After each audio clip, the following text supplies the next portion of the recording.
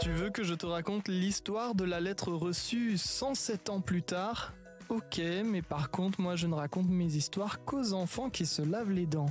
Donc attrape ta brosse à dents, ton dentifrice et tu frottes, jusqu'à ce que l'histoire soit terminée. 3, 2, 1, 0. As-tu déjà écrit une lettre ? J'espère que oui. Tu sais, prendre un joli papier à lettres, ta plus belle écriture et faire rouler le stylo sur le grain.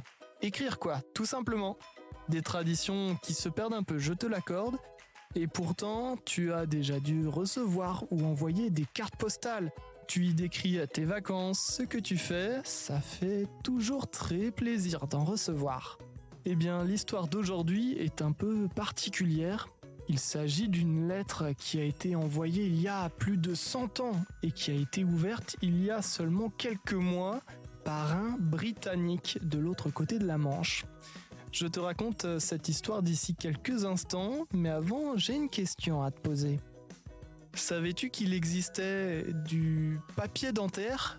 On l'appelle aussi le papier articulaire. C'est un papier tout fin qui permet aux dentistes de prendre les marques de tes dents, notamment lorsque tu mastiques. Inutile d'en acheter donc, c'est pour les professionnels dentaires. As-tu déjà été chez le dentiste, toi, par hasard ? Pour éviter les caries, il faut bien se laver les dents tous les jours et ne pas manger trop de sucreries. Tu les frottes toujours tes quenottes ? Pour en revenir à notre histoire de lettres, un directeur de théâtre en Grande-Bretagne a reçu chez lui une très vieille lettre de 107 ans.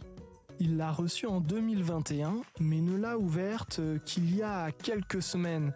L'homme qui vit à Londres espérait la rendre à son destinataire, mais impossible pendant 2 ans de retrouver cette personne. Des informations lui manquaient. Alors, une fois ouverte, la lettre a dévoilé tous ses secrets. On connaissait l'expéditeur Christabel Meynell, fille d'un riche marchand de thé. Elle écrivait à son amie Cathy Marsh, la femme d'un marchand de timbres, ça ne s'invente pas. Tout ça depuis Bath, une ville anglaise d'où elle a envoyé le courrier. Sauf que celui-ci, tu t'en doutes, n'est jamais arrivé à destination. Dans la lettre, elle s'excuse de son comportement lors d'une réunion dans un cercle local, un club de parole en quelque sorte, où l'on rencontrait du beau monde, des notables, des commerçants ou encore des personnes influentes. Pour le moment, aucune trace des 2 femmes. Étant donné que c'était il y a longtemps, elles ne vivent plus aux adresses indiquées et sont probablement disparues. Reste à savoir pourquoi la lettre est réapparue. De ce côté, la Royal Mail, la poste britannique, ne donne pas de réponse. Elle précise juste qu'il s'agit d'un événement très rare. Tu crois que ça pourrait t'arriver à toi ?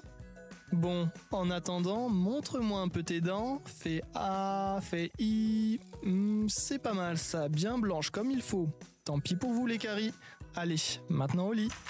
Je vais pas aller me coucher. Retrouvez les épisodes des Dents et Dodo sur le site et l'application BFM TV et sur toutes les plateformes de streaming.